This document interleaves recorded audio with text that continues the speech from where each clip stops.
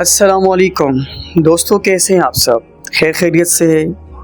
एक नई वीडियो के साथ मैं हूं आपका दोस्त और आपका भाई सलमान खान। आज चूँकि इतवार का दिन था and I was feeling so bore, तो सोचा कि कहाँ जाया जाए। तो भाई बस दिल में एक बात आई, एक सोच, अपने दोस्त को कॉल मिलाई कि आज हो चलते हैं एक ऐसी जगह पर जहाँ दिल को सुकून मिले।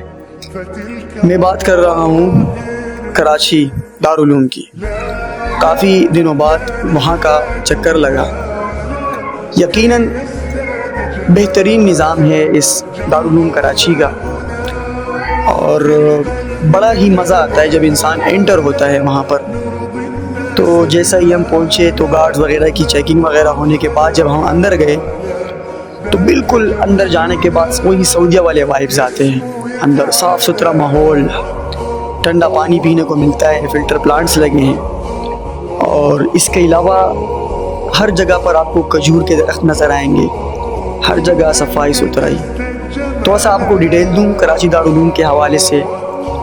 1951 में हज़रत मौलाना मुफ्ती मोहम्मद शफ़ी रहमतुल्लाह अलैह साहब ने इसकी बुनियाद रखी 1951 में नानकवाड़ा में, जो कि 1957 में फिर कराची कोरंगी की जानिब मुंतकिल किया गया इस इदारे को।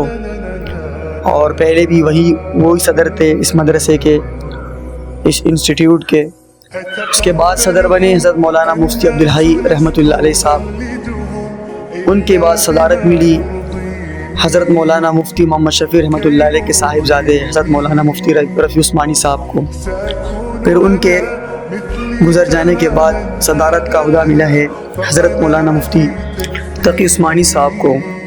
अल्लाह उनकी उम्र में बरकत अता फ़रमाए, अल्लाह उनको लंबी ज़िंदगी अता फ़रमाए, और अल्लाह उनका साया तादेर हमेशा हमारे सरों पर कायम रखे, आमीन। यहाँ पहुँचते ही दिल को एक अलग सुकून मिलता है। जब हम पहुँचे तकरीबन असर का वक्त था, तो अपने दोस्त को कहा कि चले पहले यहाँ असर की नमाज़ पढ़ लेते हैं, उसके बाद फिर कैंटीन की तरफ चले जाएंगे। तो बाबू शफ़ी से होते हुए हमने जाना था मस्जिद के हाथे में। तो बाबू शफ़ी के पास पहुंचकर बिल्कुल वो जो दरवाज़ा जिस तरीके से बना हुआ है, तो यानी मैंने तो मदीना अंदर से मतलब देखा नहीं है, लेकिन वो बिल्कुल सेम वही वाइब्स आते हैं, वो दरवाज़ा उस जैसा होता है। तो उससे होते हुए हम मस्जिद के हाथे में चले गए, वज़ू बनाए, नमाज असर अदा कर ली।